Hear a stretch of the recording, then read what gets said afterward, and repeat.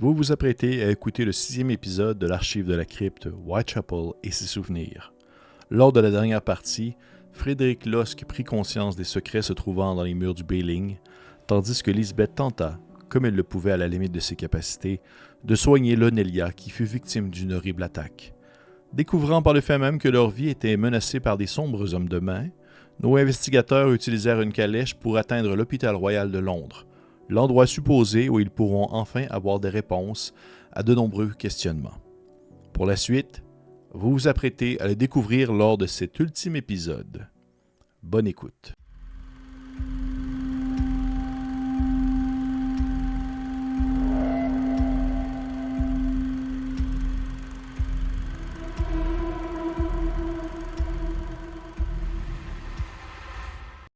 Vous êtes rentré dans la pièce avec M. Joseph Méric ainsi que Roman Pérez. Un vivant avec le nanisme, l'autre étant le fameux homme-éléphant. On le connaît dans cette cité londonienne. Assis face à face en train de jouer aux échecs, ils vous ont invité à rentrer. Est-ce que vous avez pris place devant eux? Oui, Tout à fait. tu nous invites. Hein. Oui, absolument, vous êtes invité. Puis, au moment où vous venez vous asseoir, c'est au tour de Joseph de jouer. Pas Joseph, oui, c'est ça, Joseph de jouer. Et oui, il se penche par-dessus le jeu avec sa grande protubérance de tête qui penche un peu vers l'avant, un peu trop vers l'avant, alors qu'il doit se tenir un peu sur place pour ne pas tanguer. Et à ce moment-là, Roman Pérez se tourne vers vous. Un peu, il tourne au complet, en fait, son corps sur la chaise qui est quand même un peu trop grande pour lui, même si elle est plus petite adaptée à son corps. Il se tourne vers vous en disant il semblerait que vous vouliez me parler. Je ne vous connais pas, mais vous êtes policier. Qu'est-ce qui se passe? Oui, et nous avons besoin de vous parler, Monsieur Pérez, et nous apprécierions si cette conversation restait entre nous cinq. Il n'y a pas de problème. Je ne vois pas à qui je pourrais le dire. Et vous pouvez faire confiance à ce bon vieux Méric, même si je crois qu'il triche aux échecs. Vous voyez qu'à ce moment-là, Méric, il fait juste comme rire un peu, puis il fait vous pouvez parler sans problème, je suis concentré sur le jeu. Euh, Par où commencer?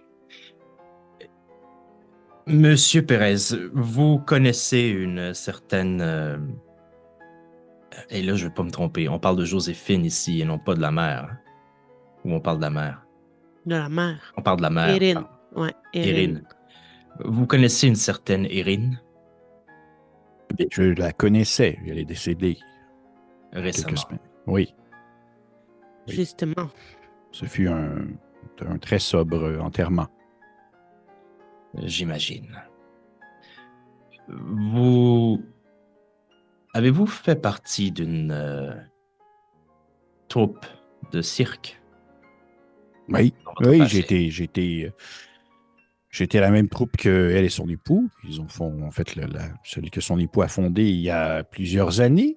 Et c'est dans ces différents déplacements en Europe qu'on a rencontré justement Monsieur Méric, comme vous pouvez le voir ici, maintenant qu'il est célèbre dans toute la ville de Londres. Mais je ne sais pas si vous le saviez, mais vers le milieu des années, milieu des années 1800, il était interdit de faire pavaner des personnes comme moi ou lui devant les yeux londoniens en échange d'argent. Il semblerait que ce n'était pas très bon pour les mœurs. C'est pour ça que nous sommes allés en Europe pour faire quelques déplacements et quelques présentations, surtout en Belgique. C'est là que nous nous sommes rencontrés. N'est-ce pas, Joseph? Faut que Joseph, il fait juste soulever un peu la main en faisant un signe de oui, je suis concentré. Là, je suis en train de voir quel petit jeton je vais jouer. Là. Étiez-vous là aussi de l'époque où Erin s'est installée à ce qui est connu sous le nom du Bailing, pardon, maintenant? Oui, oui, je suis allé la voir à quelques reprises lorsqu'elle a pris l'endroit avec son époux Mathieu. Pas Mathieu, oui, Mathieu William. Parfait. Et étiez-vous au courant d'une... Et là, je vous regarde, pour être sûr de poser les bonnes questions, en fait, mesdames. Nous avons trouvé, allons-y peut-être avec ce que nous avons lu ce matin. Oui.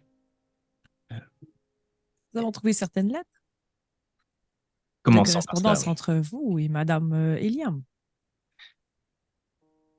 Toi, il a le même, tu sais, il ne flanche pas, il ne fait rien, il fait juste comme hocher de la tête. Certaines parlant de la construction d'un mur et de commandes de nourriture. De façon plutôt discrète, vous vous en conviendrez. Toi qui reste encore une fois neutre.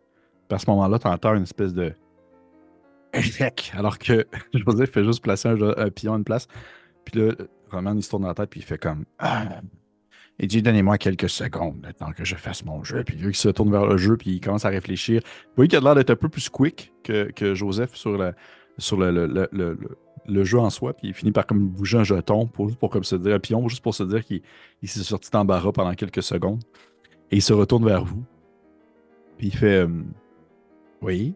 Ben, en fait, les échanges entre madame et moi nous concernent. Qu'est-ce que, qu'est-ce que ça peut vous faire?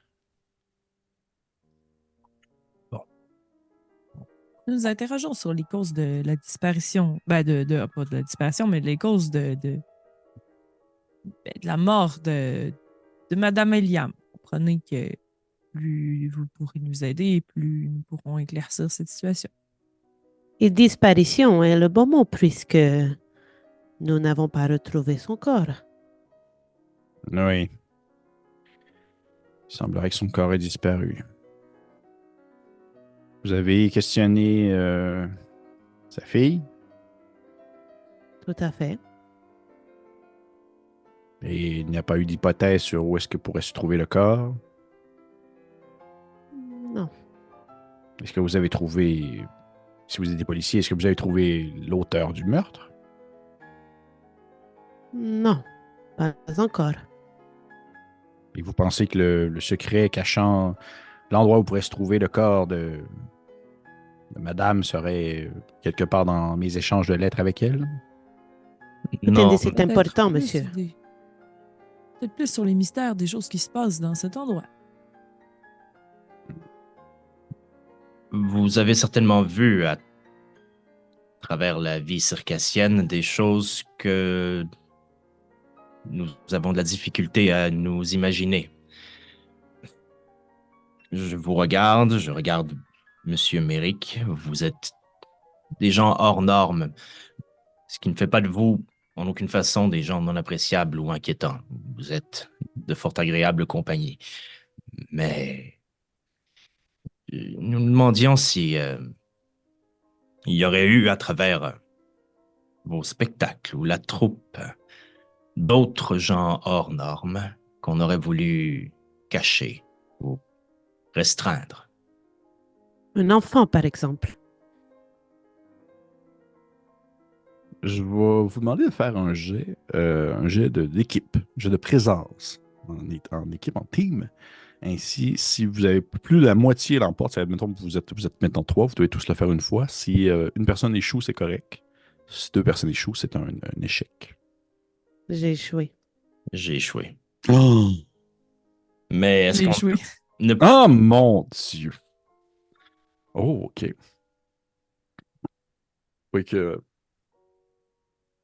je pourrais permettre à deux personnes de perdre un point de présence pour réussir, s'il vous plaît. bah, je vais y aller. Je peux m'en retirer un aussi. Hein. Parfait.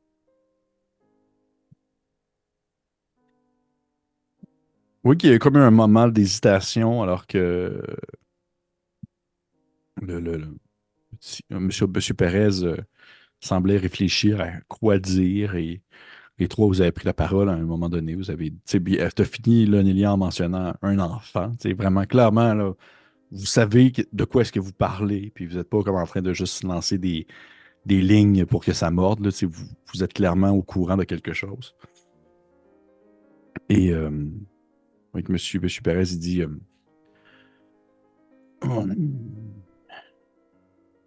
oui, c'est comme si ses épaules s'affaissaient un peu. Il dit vous devez parler de Mathieu Liam, le fils, le premier fils de madame et de monsieur. Possiblement, oui. Le premier. Eh bien, parfois, ils ont en fait, elle a eu une fille auparavant, celle Joséphine que vous connaissez, mais ils ont eu un fils également, Mathieu. Mathieu, ben du moins, c'est son demi-frère à Joséphine, puisqu'il n'est pas avec le même père. Qu'avait-il de spécial, Mathieu? Mathieu était comme son père. Mathieu, alors que ça pouvait être assez subtil tout de même, alors que d'autres personnes comme moi ou ce cher Méric ici présent, on peut difficilement cacher ce que nous sommes. Pas donc d'autres que certaines personnes peuvent, du moins, comme ce cher. Ah, un peu, j'ai dit Mathieu. Mathieu, c'est le père. Excusez-moi, je me suis trompé dans le Ouais. nom. C'est pour ça que j'étais comme genre le père et le fils se portent le même nom. Junior? C'est Gabriel, excusez-moi. Ah, Ça allait aussi que c'était bizarre. Fait, Gabriel est le fils de Mathieu et de Madame Erin. Erin. Et Gabriel étant un peu comme son père pouvait bien le cacher tout de même. Il était contorsionniste au cercle, mais il n'avait rien de particulier, ou du moins d'édifiant physiquement. Il n'avait pas à se pavaner devant les gens, il pouvait décider lui-même à quel moment il décidait de rentrer dans le rôle qui lui était attitré de circassien. Malheureusement, Gabriel n'a pas eu cette chance. Gabriel est né un enfant normal, mais c'est en vieillissant qu'il souffrait d'une maladie un peu semblable à celle que vous pouvez voir chez mon collègue ici présent, une espèce d'allongement, une forme de gigantisque qui venait toucher exclusivement les membres inférieurs et extérieurs, lui donnant l'allure d'un long pantin désarticulé. Mais c'était avantageux tout de même. C'était quand même très utile, alors qu'il pouvait lui aussi, tout comme son père, se contorsionner et donner des spectacles absolument ahurissants. Sauf que Gabriel, plus il vieillissait, plus ça devenait particulier et de moins en moins agréable à vivre, alors qu'il souhaitait tout de même avoir une expérience, ou du moins une existence plus tranquille. Et c'est pour ça que ses parents, en fait, ont acheté l'établissement que vous connaissez comme étant le Bailing. Sauf que la situation ne s'est pas déroulée exactement comme prévu. Et Gabriel n'a pas réellement été capable de s'intégrer dans la société comme on la connaît. Tandis que les gens qui le croisaient dans la rue le traitaient de monstre ou lui lançaient des roches. Il n'y a pas de monstre sans spectateur et sans regard. Donc, selon le regard, ça vous se cache. Il y aura un public ou des voyeurs, et ici, les voyeurs et le public étaient présents pour lancer des roches à ce pauvre Gabriel. Et comme une éponge, il absorba cette haine et il l'utilisa ainsi un peu sur ce qui l'entourait.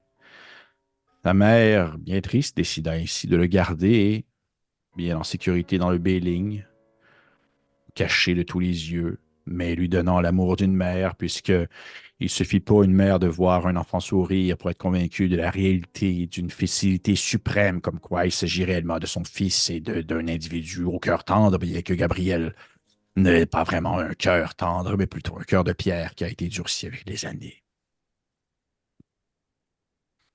et Gabriel était donc d'accord avec l'idée de se faire enfermer dans une pièce. Oui, absolument. Mais il pouvait tout de même se déplacer et se mouvoir dans le bâtiment pour observer les gens, voir un peu comment est-ce que les habitants vivaient. De temps en temps, il rentrait pendant que les personnes dormaient pour voler quelques objets ou des petites choses de pacotille, rien de bien grave, simplement pour, disons, avoir un semblant de tangibilité dans cette vie dans laquelle il était, une vie de fantôme et de mirage qui n'était qu'aperçue une fois la nuit tombée par des gens qui se couchaient un peu ivres le soir dans leur lit et qu'ils avaient l'impression de voir une grande ombre se pencher sur eux. Voyez-vous qu'il aurait été capable de tuer sa mère? Non, non, non, non, jamais. Gabriel était beaucoup trop... Il était... En fait, comme je le dis, il était avant toute chose une éponge. Il absorbe.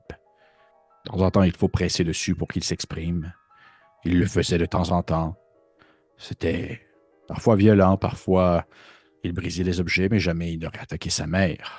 Mais attention tout de même, à quiconque pourrait faire mal à sa mère, cela pourrait mal se passer, disons. Mais justement, est-ce que vous connaissez quelqu'un qui en aurait voulu à Dame Iriam? A priori, non, mais en même temps, tout ce que je sais, c'est que la seule personne avec qui j'ai eu certaines limitations, ce serait avec sa propre fille, puisque lorsque je venais voir Erin pour échanger, souvent elle était désemparée, voire fâchée de voir et pour reprendre ses mots, un de ces horribles nains qui venait déranger la vue de ses différents clients de son établissement. Donc, excepté sa propre fille, non, je ne pense pas. Et Dame Joséphine n'était pas au courant de l'existence de Gabriel. Oh non, non, non, non, non, non, non. Je pense, il me semble que Erin avait fait croire à sa fille que l'endroit était hanté, justement. Alors que certains objets pouvaient disparaître la nuit ou se déplacer et que des grattements se faisaient entendre. C'était plus vivable pour elle que de croire qu'elle avait un frère qui pourrait être encore vivant aujourd'hui, bien qu'il représentait un peu en quelque sorte tout ce qu'elle pouvait détester de chez sa mère, c'est-à-dire sa vie passée. Qui d'autre était au courant de l'existence de Gabriel? Eh bien, les gens du cirque, vous maintenant, mon adversaire aux échecs.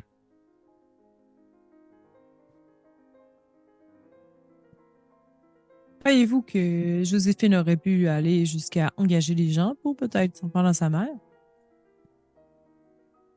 Je ne suis pas à la place de cette dame, mais parfois Mais pour au niveau certaines de leur personnes, mauvaise entente. oui, mais parfois pour certaines personnes, la violence n'est pas le but, il est le moyen pour résoudre des problèmes. Donc, j'imagine que ça peut toujours être une option. Et Dame Iriam n'est pas la seule victime. Il y a également eu deux autres personnes qui sont mortes au Bailing dans les dernières semaines.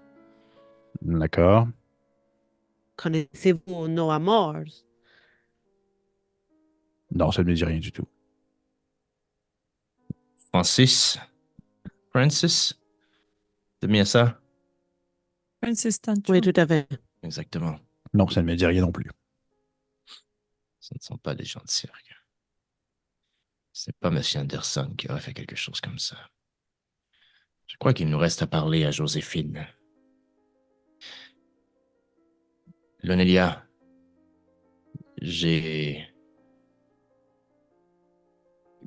quand j'étais en haut, car maintenant que nous sommes dans le secret ensemble, j'ai rencontré Gabriel, Monsieur Perez.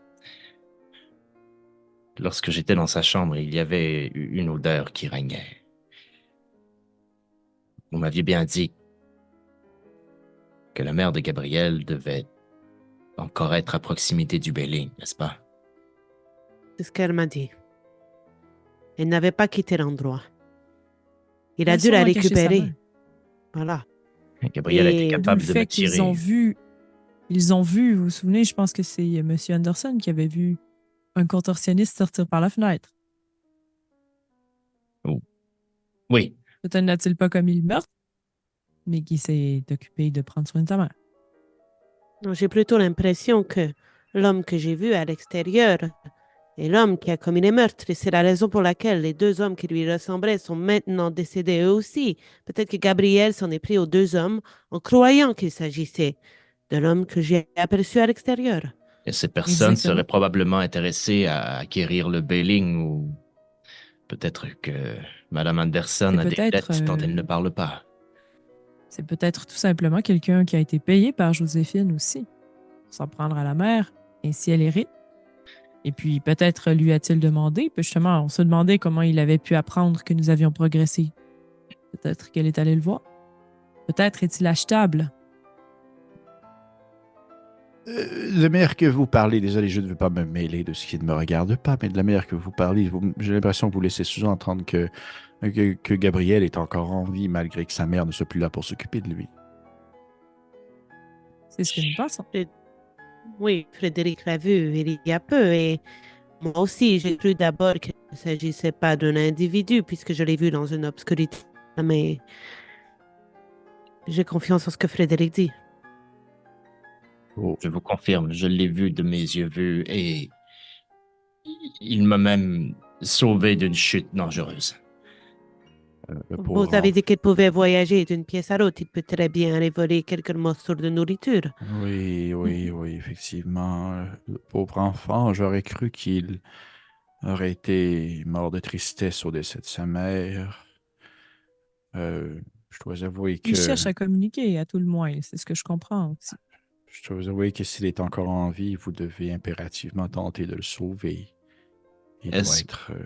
que je peux utiliser mon pouvoir sur Monsieur Pérez pour voir s'il y a quelque chose dans ses réflexions qui laisse sous-entendre qu'il aurait un plan derrière la tête ou quelque chose comme ça? Absolument. Euh, Non, toi qu'il est d'une 100% d'une sincérité limpide. OK, parfait. Je dois avouer que j'ai l'impression qu'il devrait retrouver un.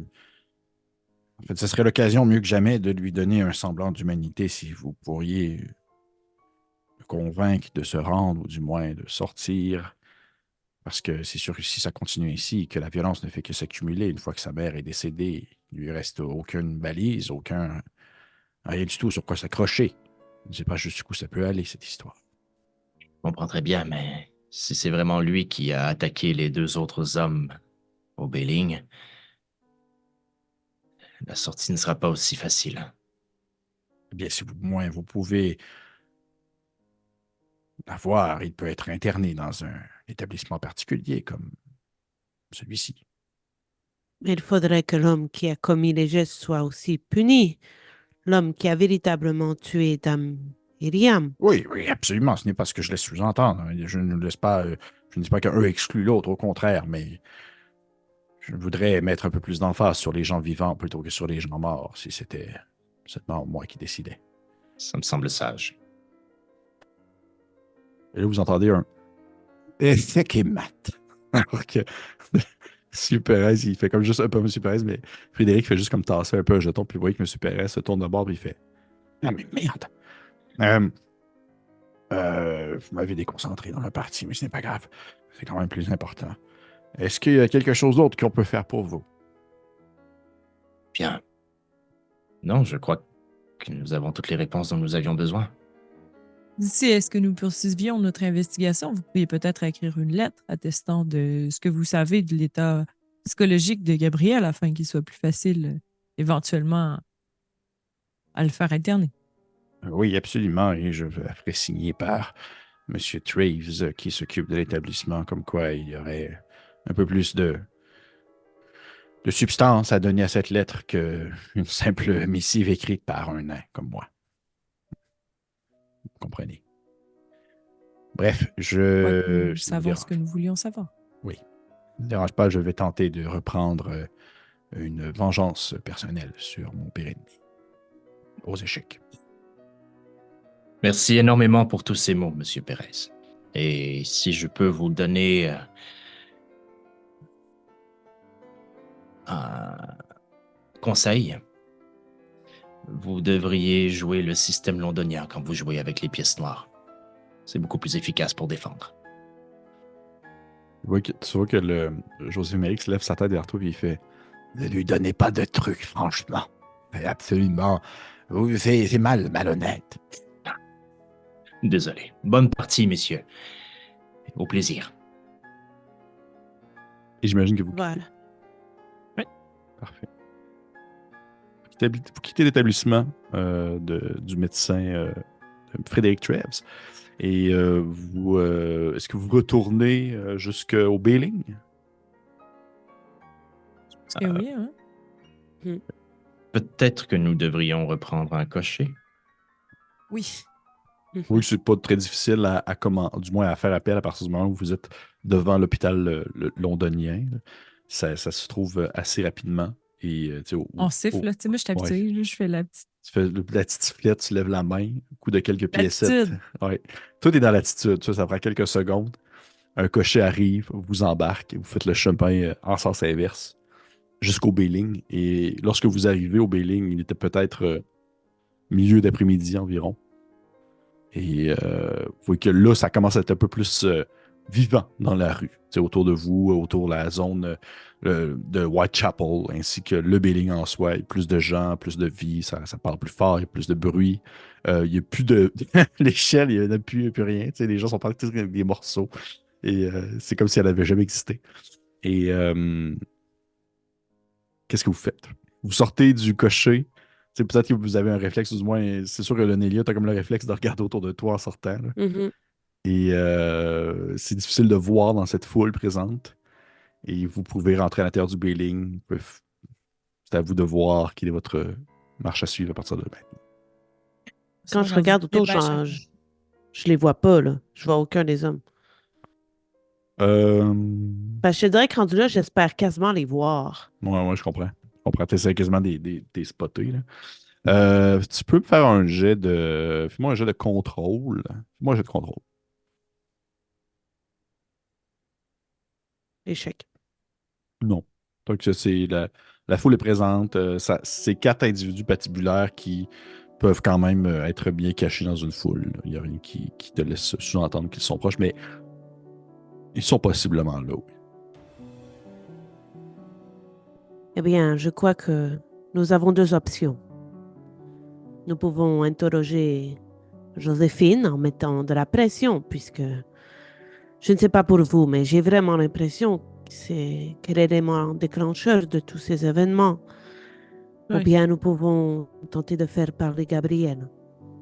Monsieur Pérez a mentionné que Je il lui porté à arrivait. croire qu'il a peut-être des lacunes au niveau de l'apprentissage du langage et qu'il doit comprendre, il est peut-être pas très capable de communiquer. Monsieur Pérez semblait dire tout à l'heure qu'avec un peu de pression, il peut dire des choses, mais Oui, il a aussi mentionné qu'il avait un cœur de pierre. Ce ne sera pas... Je commencerai peut-être par celle avec qui il est plus facile de communiquer, même si, d'une part comme l'autre, il y a un mur à briser pour y arriver. Je suspecte aussi que... Je suspecte aussi que Gabriel ne soit pas au courant de l'implication potentielle de Joséphine là-dedans. Sinon, il s'en serait probablement pris à elle. Pour l'instant, il s'en prend qu'à ceux qui ressemblent à ce qu'il a vu. Effectivement. Peut-être des frères d'un autre cirque, mais bon. Ah, Joséphine nous aidera à éclairer ça, du moins je l'espère. Sinon, c'est une toute autre enquête qui débute. Mais avant que Ouais, excuse-moi. Vas-y. Avant que nous nous rendions à elle, jusqu'où sommes-nous prêts à aller dans cet interrogatoire avec elle? Oh, assez loin, je dirais. Nous pourrions... Non, je suis gênée d'y avoir pensé. Mais ce que nous avons vu hier avec sa mère était quand même intimidant. Vous voudriez lui faire voir... Sa mère, pourquoi pas? On pourrait lui délier la langue. Et si nous commencions par quelque chose de plus traditionnel pour voir ensuite... On simplement discuter avec elle, mais vous vouliez savoir jusqu'où j'étais prête à aller, parce que n'oublions pas que certaines choses que nous pourrions faire pourraient être retenues contre nous en cours. Mais je doute que le fait de voir le fantôme de sa mère serait sur ton coup. Ça me semble assez judicieux comme raisonnement.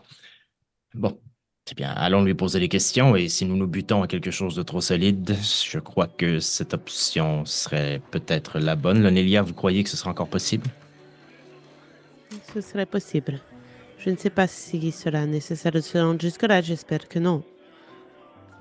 Des gens sont encore condamnés ça, pour la sorcellerie, vous savez. La présence de Gabriel aussi pourrait lui délier la langue. Plusieurs choses.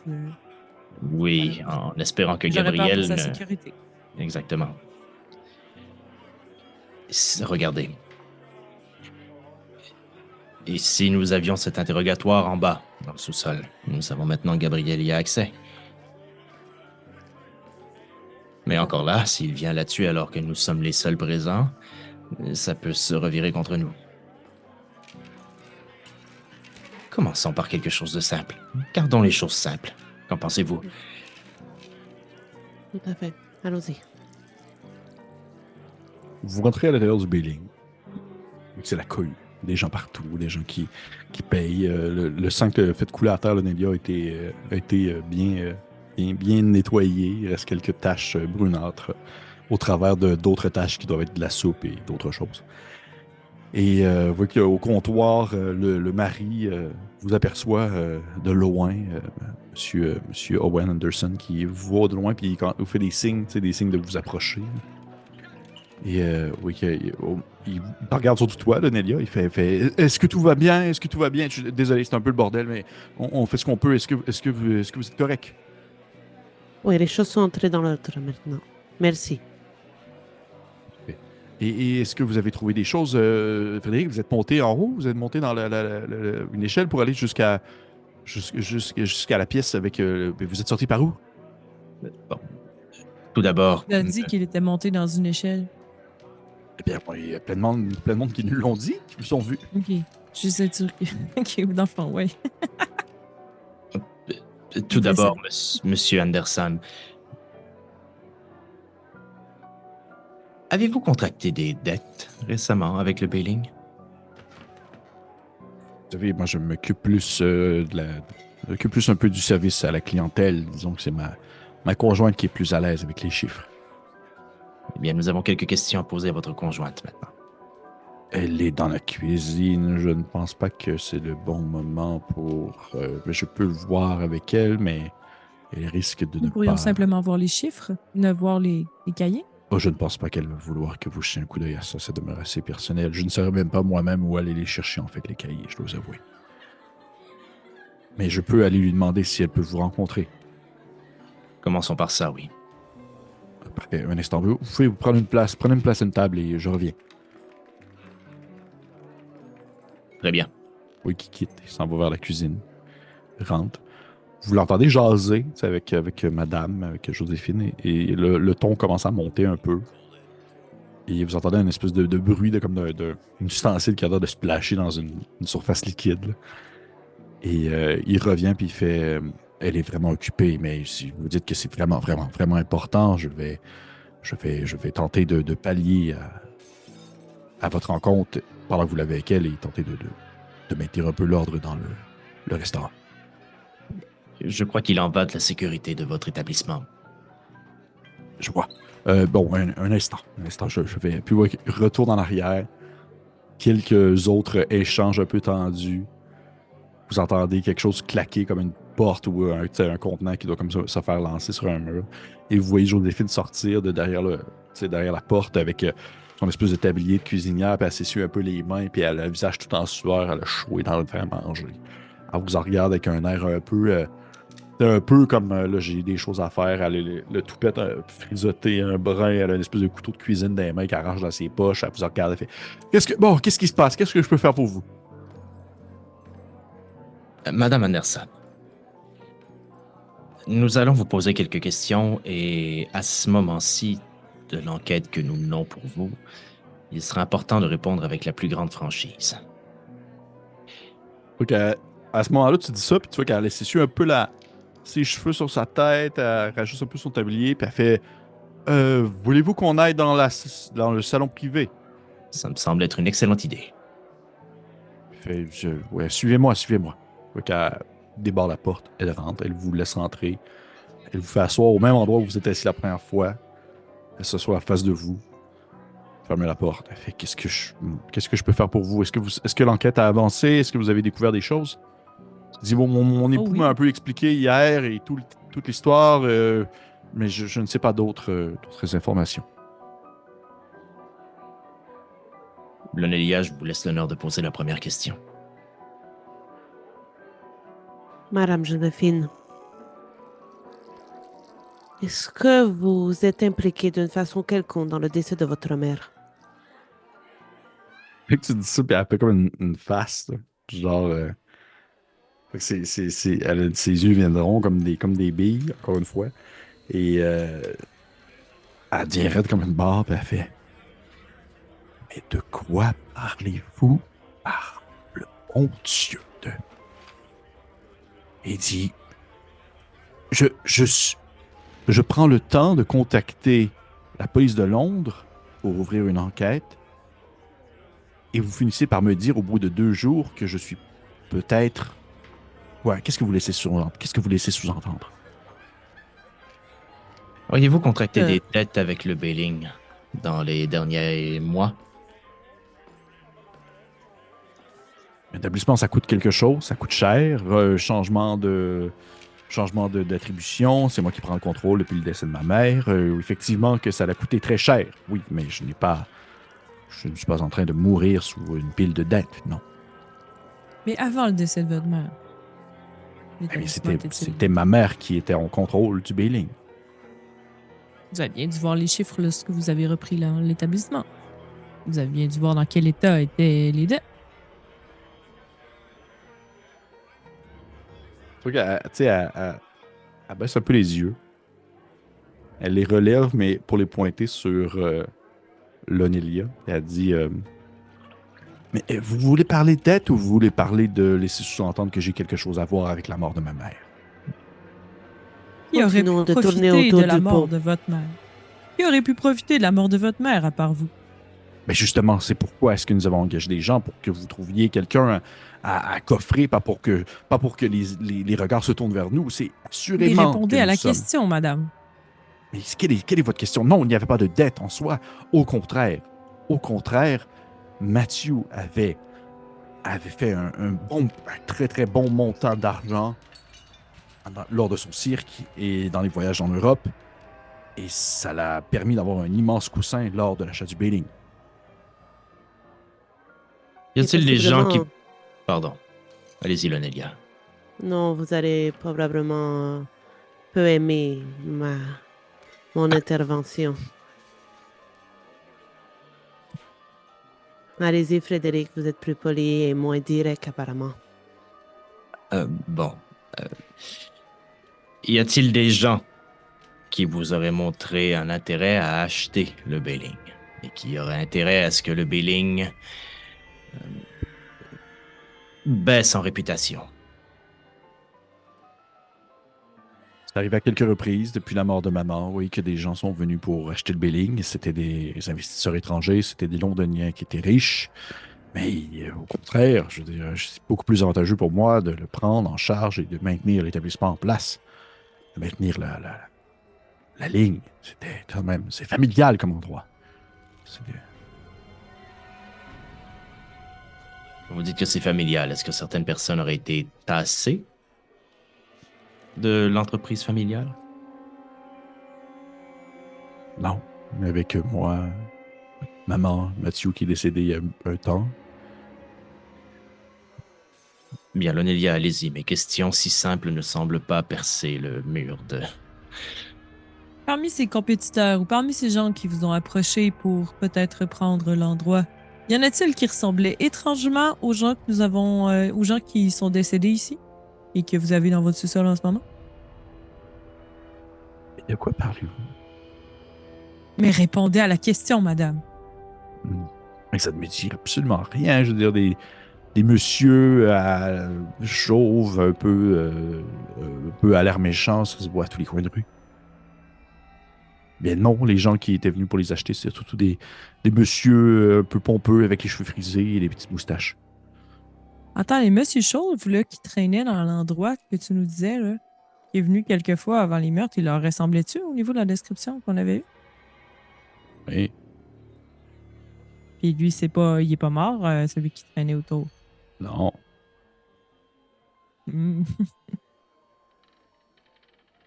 Vous allez dire quelque chose, Lenelia? Pardon.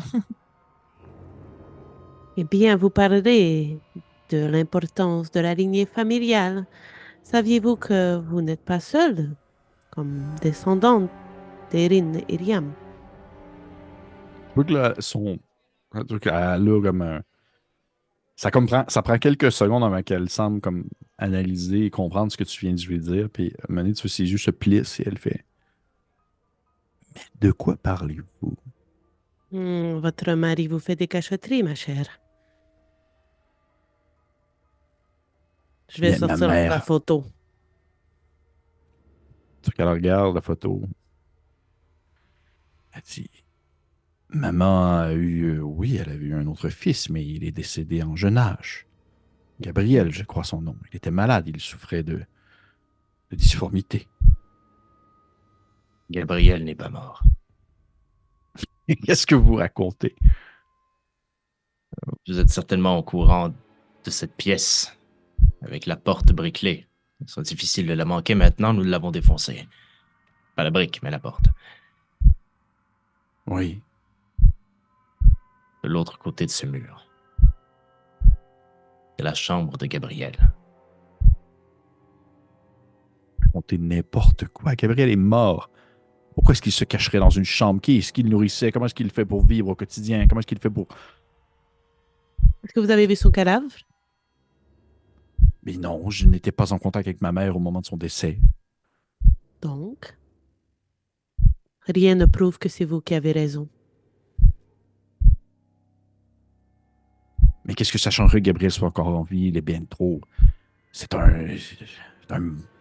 C'est sûr qu'elle est sur le bord de dire le mot en M, là, mais elle le dit pas. Là, puis il avait des problèmes qui feraient en sorte qu'il ne pourrait pas s'occuper de l'établissement. Je ne vois pas en quoi ce serait son existence. Est-ce que vous pensez que ce serait lui qui aurait tué ma mère, comme par vengeance, parce que c'est maintenant moi qui dirige l'endroit? Au contraire. Nous croyons qu'il aurait tout fait pour la défendre. Et que si des gens avaient voulu s'en prendre à votre mère, ou s'en étaient pris à votre mère, ils ou elles auraient probablement payé le prix. Et maintenant, la question revient. Avez-vous déjà tenté de quelque façon que ce soit de vous en prendre à votre mère?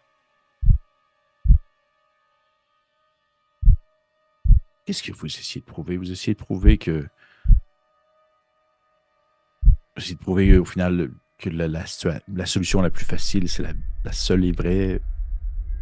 La seule et vraie raison. Que les premières personnes que nous pointons du doigt, c'est finalement réellement eux. Ce serait ça votre grande conclusion finale au bout de votre enquête et votre intrigue. La plus facile, savez-vous tout ce que nous avons traversé pour arriver à cette conclusion? Et Gabriel, il est où présentement? Exactement, je ne sais pas. Probablement dans l'immeuble quelque part. Ce qui est important que vous compreniez, c'est que si lui croit que vous vous en êtes pris à votre mère, vous êtes en danger. Alors répondez-moi. Avez-vous, d'une quelconque façon, essayé de vous en prendre à votre mère? Je demanderais tous à faire un jet de contrôle, s'il vous plaît. Échec. Réussite. On t'entend plus. Caroline, je n'ai pas entendu, Lisbeth, Caroline. ouais. Ah, pardon. Échec. Échec. OK. Frédéric, au moment où tu dis ça, et tu vois qu'elle a comme l'espèce de moment de réflexion, de comme essayer de tout analyser ce que tu viens de lui dire, parce que vous avez dit en fait ensemble. Peut-être parce que justement tu reconnais cette espèce de grattement ou ce grincement, puisque tu l'as déjà entendu préalablement à d'autres moments. Tu as encore ce moment très vif, très, très tangible de cette poigne qui t'a attrapé, qui t'a transporté au travers des dédales de passage cachés dans les murs. Mais tu entends une espèce de grattement et un déplacement sec qui, dans tout autre contexte, dans toute autre situation, aurait simplement pu passer par le bruit, le grincement d'une vieille bâtisse au gré du vent. Mais là, il y a quelque chose de plus, alors que tu reconnais les subtilités des déplacements de Gabriel dans les murs, alors que tu entends une espèce de... C'est très, très guttural. Ça semble vraiment comme... Ça sonne étouffé. Et t'es le seul à l'avoir le seul à avoir entendu. Une espèce de... Maman.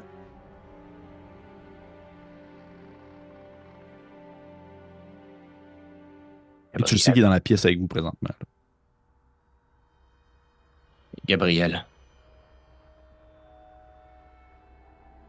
Qu'est-ce que tu viens faire ici, Gabriel?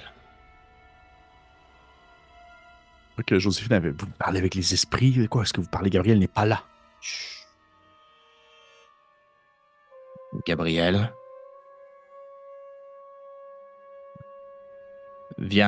Viens devant nous, n'aie pas peur. Tu vois que Joséphine, elle tient comme les deux mains sur son divan. Elle est juste comme. De quoi? Puis elle se tourne vers Lisbeth et Lonelia, puis elle fait de quoi est-ce qu'il parle? Taisez-vous. Nous l'avons vraiment trouvé. Est-ce que je sais de quelle direction dans la pièce ça provenait? Difficile à dire, mais t'as l'impression que ça vient comme pas loin de l'espèce de cheminée Ok. un peu en diagonale en hauteur. Là. Gabriel. Et si Gabriel nous écoute, j'aimerais qu'il ne conclue pas que Joséphine ait fait quoi que ce soit. On y repense. Celui qu'on pense être le meurtrier n'aurait pas traîné aussi longtemps ici s'il avait été de connivence avec elle. Gabriel, si tu es prêt, nous aurions des questions à te poser, toi aussi. Et il est grand temps que tu rencontres ta sœur, tu ne crois pas? Faut que Joséphine, elle se lève debout. Là. Elle en a plein son casque. Genre comme. Elle fait je crois que nous avons fait le tour de la question. Rassoyez-vous. Moi, je la surveille vraiment là, parce que si jamais Gabriel sort, je veux pas qu'elle jumpe dessus avec son couteau. Tu sais, tu disais qu'elle avait un couteau dans son. Oui, elle a gardé un couteau de cuisine dans sa poche. Je surveille ça, là. Et là, vous l'entendez tous, à ce moment-là. Cette espèce de grattement, alors que vous avez l'impression d'apercevoir presque la tapisserie sur le mur se gonfler, comme si quelque chose se déplaçait derrière. Qui grimpe, qui descend, et qui semble se positionner un peu plus proche de vous, mais sans nécessairement pour autant être directement à portée. Et là, à ce moment-là, vous voyez Joséphine qui recule d'un pas. Elle a un réflexe de mettre la main dans sa poche avec le couteau parce que c'est pas nécessairement c'est Gabriel. Elle se dit, what the fuck? Il y a comme un truc qui vient de sortir du mur. Là. C'est moi que je suis prête puis je mets ma main sur sa main. Elle dit, vous me ne touchez pas. Elle dit, qu'est-ce que c'est que ça? Mais qu'est-ce que c'est que ça? C'est exactement ce qu'on vous a dit depuis le début, Joséphine. Gabriel. C'est un monstre. C'est une difformité. C'est un morlock. C'est un rat des murs. Je ferai attention aux mots que vous utilisez, madame. Quelqu'un élevé par votre mère et votre père, je vous trouve bien mal. Mal en bouche. Disons que j'ai été élevé pour cette nouvelle vie, cette vie où, justement, où il y a un quotidien plus normal, pas le quotidien du cirque et des fous et des monstres. Elle dit, je ne sais pas qu'est-ce qui se cache derrière ce mur, mais je ne veux pas le voir. Je ne veux pas l'entendre. Je ne veux plus jamais, jamais en entendre parler. Ce n'est pas Gabriel. Ce n'a jamais été Gabriel. Ce n'est que le fantasme d'une mère qui ne voit que de ses yeux un enfant, alors que pour n'importe qui d'autre, c'est une créature, c'est un monstre. Vous connaissiez donc son existence? Non, vous venez de le dire. Dans ma tête, Gabriel est mort. Il est mort jeune, il est mort justement de sa difformité, qu'il n'aurait jamais dû exister plus longtemps. Si vous me dites que ce qu'il y a dans ce mur, c'est Gabriel, ce n'est pas lui. C'est ce qu'il aurait pu être, mais ce qu'il n'est jamais devenu parce qu'il aurait dû rester être mort, tout simplement. Gabriel, peux-tu venir devant nous, s'il te plaît? Vous voyez la bosse sur le mur, l'espèce de difformité comme s'aplatir, alors que le grattement se fait encore entendre et se déplace pour aller plus au niveau en dessous de vous, au niveau du plancher. Et à certains moments, vous voyez même une dalle de bois comme sursauter un peu, comme si elle se détachait de son socle. Et la forme continue à se déplacer pour se rendre vraiment au milieu de la pièce où est-ce que vous êtes avec le tapis, le milieu de la table avec les deux divans. Moi, je reculerais quand même. Là. Je sais pas ça. Recule un peu. Tu recules un peu. Tu vois que Joséphine aussi, elle recule. Puis... Ouais, c'est ça. Je recule avec Joséphine. Mais, tu sais, Je vais me mettre devant elle, devant Joséphine. Non, mais tu... Ok, Joséphine, elle a comme le réflexe, elle se met à crier, là, dans le sens, elle se met à crier pour son mari. Là. Fait comme genre... Owen! Owen, viens ici, il se passe quelque chose. Je Je ne sais pas qu'est-ce qu'ils ont. Si vous ne voulez pas perdre toute votre clientèle, je vous suggère de vous taire quelques instants. Vous vouliez qu'on soit subtil, c'est le plus subtil que nous pouvons être. Vous vivez avec Gabriel depuis plusieurs temps déjà. Il ne vous a jamais attaqué encore, alors calmez-vous et acceptez. Viens, Gabriel. Tu vois qu'elle se met en fait, elle se met à crier plus fort encore. La porte s'ouvre. Et vous voyez que ce n'est pas Owen qui rentre. Mais c'est un homme au crâne rasé. Celui qui a poignardé. Celui qui a poignardé Lonelia. Je sors mon revolver. Et tu vois que Joséphine, elle a comme... Joséphine, elle a comme le réflexe de faire comme... sortez-moi d'ici, s'il vous plaît. Je ne sais pas... Ces gens, ils me tiennent presque en otage avec un monstre situé dans les murs. Qu'est-ce que vous faites? Qu'est-ce que vous faites, les autres? Vous connaissez. Moi, on dirait que je suis comme... Je veux comme... je me dis, c'est pas grave, Gabriel est là, puis le gars est là. Fait qu'il y a une fête qui s'en vient, mais peut-être qu'on sera pas dedans. Fait que je veux absolument savoir, tu sais. Elle les connaît-tu? Tu sais. OK. Lonelia, de ton côté? Moi, j'attends aussi que les choses se passent. Je veux dire, j'ai pas de gun, là. Je peux pas faire quoi que ce soit. Fait que j'attends que les choses se passent, je crois. Je fais rien, là, pour l'instant, j'observe. OK. Frédéric? Moi, j'ai mon revolver dans les mains, puis je le lève et je le pointe vers l'homme aux cheveux rasés qui est rentré. OK. Tu vois que l'homme aux cheveux rasés qui est rentré, il vous regarde, il fait le tour un peu de la salle avec ses deux goons, ses deux gars avec lui. Puis il arrête son regard sur Lonelia. Tu sais, il veut pas, tu le reconnais, là, vous avez un contact. Puis il fait ah, le petit chat a survécu, hein? Ben oui. Ça le parle. Il fait Madame Anderson, est-ce que tout va bien? Fait que Joséphine a fait faut que vous me sortiez d'ici, ils sont complètement fous. Ils font il fait ouais, ok, on va vous sortir du site, vous allez venir avec moi. Puis le gars, il s'en va vers Madame Anderson, c'est-à-dire aussi vers toi, Lisbeth. Est-ce que vous faites quelque chose? Ouais, moi, je dis, Gabriel, c'est lui! Puis je le pointe. Genre. OK. Les autres, est-ce que vous faites quelque chose? Oui, moi, je lève mon arme et je la pointe vers lui, puis je fais pas un pas de plus. Lonelia? Non, moi, je suis très down avec ce que Lisbeth vient de faire. OK. Frédéric, tu vois que le gars, il va continuer à avancer. Est-ce que tu tires?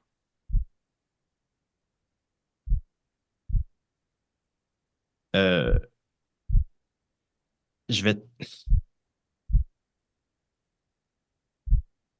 Je vais tirer dans les airs en premier. OK. Tu lèves ton gun, tu tires dans le plafond, là, vraiment comme... Des clients! Ouais, dans le plafond. Ben, en tout cas, je vais tirer dans une direction où je ne tuerai pas personne. OK, tu tires un peu en diagonale en disant ça va sortir du bâtiment. Tu tires un coup, tu vois que ça a le réflexe d'arrêter l'homme en question. Tu vois qu'il s'arrête immédiatement de bouger. Pendant quelques secondes, il y a comme le réflexe de comme juste faire OK, le gars, il a vraiment tiré pour de vrai. Il est les game de tirer du gun. Il a le courage de le faire. De ton côté, Lisbeth a crié à Gabriel que c'était lui. C'était lui le coupable. Et à ce moment-là, tu vois que l'homme en question, il a juste arrêté quelques secondes. Il a le réflexe d'aller chercher quelque chose dans ses poches, ou du moins dans son creux de manteau. Peut-être un couteau, peut-être autre chose. Mais dès qu'il commence à mettre sa main dans ses poches, vous voyez deux longs bras qui sortent du plancher, alors que deux planches se défoncent pour attraper l'homme par les jambes puis le tirer vers le bas. Et vous voyez que l'homme en question, il n'est pas assez grand pour passer au travers complètement du tunnel. Fait que ça fait juste comme coincer au niveau du ventre. Et ça se continue à tirer, alors qu'il se met à hurler. Et qu'il échappe de sa main un couteau qui tombe sur le sol, un long couteau sur lequel il a utilisé pour poignarder Lonelia. Et qu'il continue en fait à hurler, tandis que une pression continue à se faire sur sa poitrine et sur son corps, sur son torse. Et vous commencez à percevoir, du moins à ressentir, l'espèce de bruit que ça peut faire lorsque de la peau se déchire pour pouvoir faire passer quelque chose de beaucoup trop grand dans un passage beaucoup trop petit. Qu'est-ce que vous faites? Je ramasse Oui. le couteau avant que Joséphine fasse quoi que ce soit. OK. Lisbeth? J'ai-tu genre une. Je sais pas, je pense que je vais essayer de voir si j'aurais pas une seringue avec quelque chose pour comme commencer à la remplir. Genre, je sais pas De dans quelque quel j'ai chose dans mes de. affaires. Je fouille, Parfait. là. Frédéric, J'ai pas d'arme. Je regarde les deux autres hommes, puis je fais... Partez si vous voulez rester en vie. vous prenez tous immédiatement, il n'y a pas de jet pour ça, vous prenez tous immédiatement 4 points de PP, donc qui vont dans votre contrôle, parce que ça vient vous jouer dans le cerveau pas mal, ce qui vient de se passer. Immédiatement, tu mentionnes ça aux deux hommes et tu vois que le gars en question, il se met à hurler de douleur alors qu'il commence à avoir une espèce de jus brunâtre qui se met à y sortir de la bouche parce qu'une partie de ses organes vont juste remonter dans son corps tandis que le bas de son corps est tiré à l'intérieur du trou. Et immédiatement, Joséphine elle a juste le réflexe de sortir son couteau et tu vois que Lisbeth, elle te poignarde le bras pour essayer de se défaire de ta poigne. Pour Je la tenter lâche en fait, de fuir tout simplement. Tu vois qu'elle le réflexe de comme juste hurler. Tu sais, en fait, tout le monde se met à hurler dans la pièce, même vous, potentiellement, que vous hurlez, puis vous vous en rendez même pas compte pendant que l'homme en question est comme en train de se faire tirer dans les tréfonds du sous-sol. Il y a les deux autres goons qui ont juste comme cessé toute action et sous les commentaires de Frédéric, se prennent leurs jambes à leur cou en direction de la sortie, tout comme Joséphine qui poignarde Lisbeth dans le bras. Elle te Ah, fait perdre je la laisse pas. Moi, je la laisserai pas sortir, là, Joséphine. Si je peux l'arrêter, je vais l'arrêter, là. Ouais, parfait, parfait, absolument. Mais je peux te dire, Lisbeth, tu vas quand même prendre un 2 de dégâts. Eh. Si tu n'as plus de PP, ça va dans ta force, dans ton physique. Donc, elle te poignarde dans le bras immédiatement. Ça se met à Ben, saigner. tantôt, c'était allé. Tantôt, est-ce que ça allait dans les PP ou c'est vraiment dans le contrôle direct? C'est dans les PP. Ah, c'est dans les PP quand même. Ah, Toujours dans c'est les PP. chill. 4 PP, ouais. Là, j'étais à 0 PP. Parfait. Elle te poignarde dans le bras. Elle arrive pour se mettre à courir vers la sortie. J'en lâche. T'as Je la l'âge laisse parce que aller. t'es comme moi. C'est la première fois que tu te fais Vas-y, la poignarder. grosse, on le sait maintenant. Ouais. Nelia, toi, t'as le réflexe de sauter dessus. C'est quoi que tu veux faire? Non, maintenant que j'ai un couteau, je vais tenter de y couper derrière les jambes, là, pour stopper sa course. OK. Genre, au Le niveau petit des tendon, là, derrière la tendons. cheville, là. Whip! Parfait. Ouais. Parfait. Fait que tu peux me lancer tes dégâts parce que, bien sûr, à ce jeu, il n'y a pas de jet d'attaque, c'est directement les dégâts pour être sûr d'accentuer l'effet de dangerosité de la situation. Un des quoi que je lance? Ça peut être un des 6. T'es loin dans ta petite poche. Non, ça va. 4. 4. Tu vois qu'elle se met à courir, tu as le réflexe de te pencher puis d'immédiatement donner un coup au niveau des jambes. Et tu pognes peut-être juste un peu au-dessus des tendons alors qu'elle se met à crier parce qu'elle aussi, c'est probablement la première fois de sa vie qu'elle se fait poignarder, couper. Et elle tombe un peu sur le sol en essayant de ramper vers la sortie, en hurlant à son époux et aux gens présents dans la salle principale que vous veniez de l'attaquer, là, que vous êtes genre des meurtriers qui sont en train de l'attaquer. Frédéric, qu'est-ce que tu fais?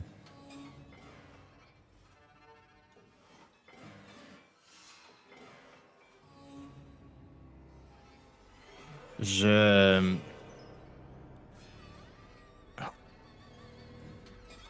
sors devant elle, dans la salle, puis je crie à tout le monde que tout le monde sorte de l'établissement maintenant. Puis je monte mon arme, puis je monte mes papiers de policier. Ok, cool. Fais-moi un jet de présence avec avantage.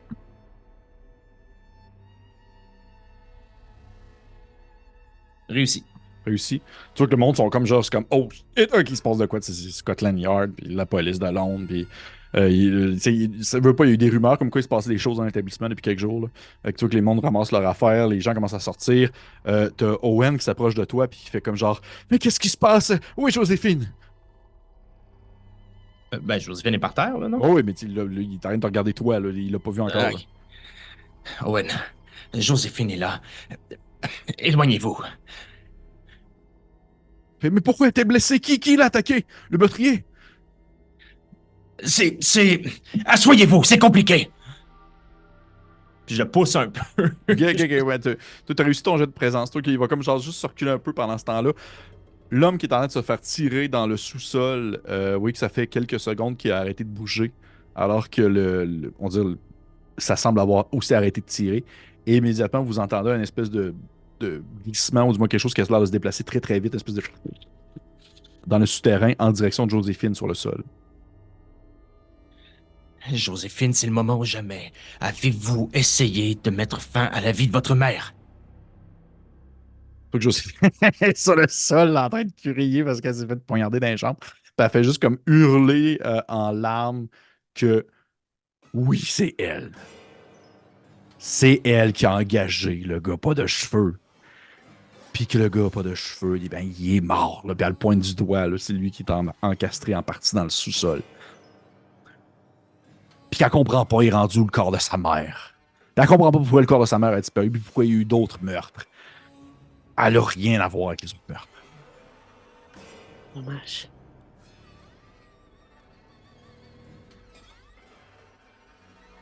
On entend, nous, que les Oui, oui, oui, grattements oui. s'en viennent vers elle? Moi, Absolument. je fais rien. On On t'entend t'entend toujours pas, Lisbeth. Lisbeth. Excusez, je me mute. Je continue de chercher dans mon sac en espérant vraiment trouver quelque chose style un calmant. Dans ma tête, Oh ça oui, serait de t'en sauver as un. C'est sûr, t'en as un. C'est sûr, cette t'en as un. pauvre créature-là. Si je suis capable de la calmer pour pas qu'elle tue Joséphine. C'est tout le temps dans l'issue de, tu sais, c'est correct, Joséphine, on le sait, on va l'arrêter, tu sais, mais j'aimerais ça que la créature, elle puisse, tu sais, j'aimerais ça que ça passe en cours puis qu'elle puisse être dans un hôpital psychiatrique, tu sais, mais je veux pas qu'elle tue trop de monde, tu sais. Fait que OK. mon but, ce serait vraiment d'essayer de la stabber d'un calmant, là, pour qu'on OK. puisse la faire arrêter. Sauf que tu saignes un peu du bras, tu commences à fouiller dans ton sac, tu trouves. Oui, t'as tout le kit nécessaire, t'as même la seringue pour l'injection au complet et tout ça, là, puis tu remplis ça d'une espèce de ton liquide en shakant un petit peu parce que tu saignes un peu du bras, puis tu réussis à préparer une seringue bien comme du monde, là, en tapant un peu dessus pour enlever l'air. Et t'aperçois l'espèce de. En fait, vous entendez le qui a l'air de se diriger vers Joséphine et des pans du sol commencent à comme se relever alors que vous apercevez deux longs bras qui se mettent à sortir et à avancer en direction du corps de Joséphine qui continue de hurler, donnant l'impression de ces fameuses araignées cachées dans les souterrains qui sortent immédiatement pour attaquer leur proie pour pouvoir les emmener dans leur sous-sol. Et donc, Lisbeth, tu tentes de poignarder Gabriel. J'ai essayé de stabber les bras, là, pour le calmer. OK. Je te demande de faire un jet de physique pour ça, par exemple. Ah oui, ma force. Mais tu vas pouvoir le faire avec avantage. OK, parce que là, j'ai pogné égal. Et puis l'autre, c'est un échec. Peux-tu prendre un point de physique? Oh, why not? Rendu là dans le game. Là. Rendu là. Hein? OK, c'est ça. Let's go. Tu donnes un élan. Les deux bras s'étirent, deux grands bras blanchâtres. Tu poignardes l'homme au niveau de l'avant-bras. Immédiatement, vous entendez une espèce de. Alors que les deux bras retournent se cacher dans le sous-sol. C'est rare qu'il ressent la douleur ainsi. Et vous entendez une espèce de. Quelque chose qui a l'air comme de ramper, alors que tranquillement, le tranquillisant va faire son effet, le calmant. C'est quelque chose d'assez puissant. T'en as comme une grosse seringue. Et soudainement, vous l'entendez comme s'effondrer comme à la jonction du plancher et du mur, à l'intérieur même de l'endroit où est-ce qu'il se cache. Une espèce de. Comme quelque chose qui s'effondre et qui s'accote dans le mur de bois. Comment que je regarde Monsieur Lusk en lui disant, tu sais, il faudrait vraiment s'assurer que la police ne lui fasse pas de mal. Je pense que s'il est docile, il a toutes ses chances de son côté. Avec la moitié d'un homme passé à travers le plancher, je suis pas si certain. Mais s'il dort, ils tireront pas dessus. C'est ce que je veux dire. Sinon, ils vont la battre à vue, là.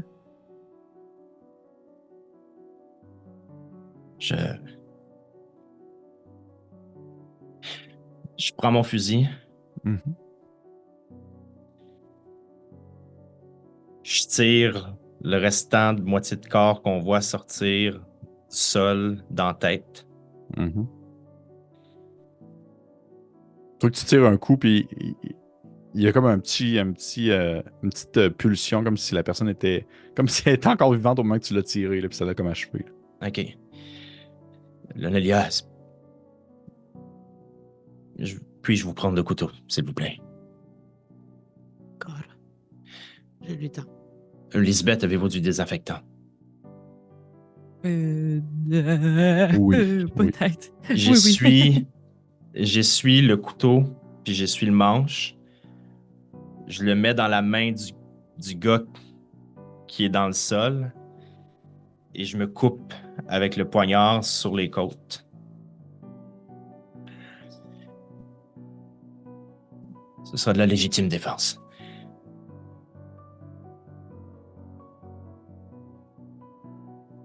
Puis je range mon revolver.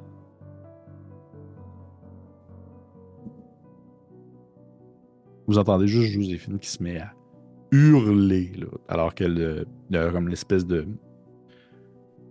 pas de tension, mais l'adrénaline qui redescend et que la douleur commence à embarquer bien comme du monde au niveau de ses jambes. Là. Et pendant quelques secondes, il y a comme un silence qui s'installe, excepté justement, il y a comme personne qui parle, excepté les hurlements de Joséphine. Et au même moment, vous entendez la porte d'entrée ouvrir, alors que vous apercevez plein de policiers entrer, parce qu'il y a du monde qui sont sortis en faisant comme « Ah! Il se passe quelque chose! » Et durant les semaines suivantes, les journées suivantes, le B-Ling sera déconstruit du plancher au plafond, ouvert telle une coquille pour y voir ce qui s'y cache et découvrir ces amoncellements de passages souterrains dans les murs, dans les plafonds, dans les sous-sols, des endroits qui, parfois, un corps humain normalement constitué ne pourrait pas se déplacer, ne pourrait pas s'émouvoir. Le corps de Madame Erin Iliam sera retrouvé, bien entendu, dans la chambre cachée au 4e étage, enroulé dans des cordes et d'autres objets de trapézistes un peu plus haut dans les airs, alors que tu ne pouvais pas l'apercevoir, Frédéric Losque, avec simplement ton petit briquet. Et pour ce qui est de Joséphine et Owen Anderson, Joséphine sera bien sûr accusée en fait d'avoir orchestré le meurtre de son épouse via les soutiens et l'aide de M. Harvey, connu aussi sous le nom de la Lame, qui est un criminel notoire de Whitechapel, qui a quelques bougres sous son contrôle. Un individu qui, en fait, avait été engagé pour tuer simplement Madame Liam, Madame Erin, et qui, lorsqu'il l'a tué, l'a fait sous les yeux ébahis d'un Gabriel qui regardait sa mère dormir, tout simplement. Et Gabriel qui, par la suite, les semaines suivantes, apercevait des hommes ressemblant étrangement à Harvey Lalame, les a tués en pensant qu'il s'agissait de l'individu qui avait mis fin à la vie de la seule personne qui comptait réellement à ses yeux. Gabriel qui fut officiellement reconnu quand même responsable tout de même des meurtres de 2 personnes innocentes, ne sera pas envoyé en prison, mais bien sûr dans un établissement psychiatrique approprié pour lui, afin qu'il puisse y vivre le reste de sa vie en tant que mésadapté social, tout de même, malgré le fait qu'il avait autrefois une seule personne qui l'aimait réellement, mais qui maintenant est décédée. Monsieur Owen Anderson a divorcé de Madame Joséphine Anderson, alors qu'il n'avait absolument rien à voir dans toute cette histoire. Il était simplement une victime de la situation. Et je crois que ça fait le tour des différents personnages. Alors que Roman Pérez va pouvoir continuer à jouer aux échecs avec Joseph Méric pendant quelques mois, alors que le pauvre Méric décède lui-même en 1890, l'année où nous jouons présentement. Et voilà. C'est ce qui conclut cette deuxième valse, cette deuxième archive plutôt, de la crypte. Hey! Merci! Bravo! Bravo. Merci. Super histoire. Est-ce que vous avez bien Pépé. sûr? Ben Incroyable. oui. Très cool, très cool. Merci beaucoup à vous, merci. Pour les gens qui nous écoutent, bien entendu, puisque là c'est la finale, fait que je peux me permettre de le faire, c'est terminé.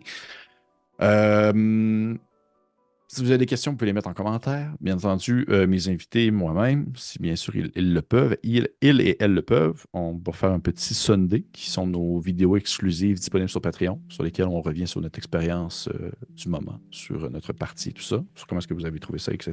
Et répondre peut-être à quelques questions exclusives. Et pour les autres, bien puisque c'est le dernier épisode, je me permets tout de même de le faire. Merci énormément, bien sûr, à Marika d'être venue jouer dans l'archive. Je serais très content de t'avoir avec moi. Ça faisait longtemps qu'on en parlait.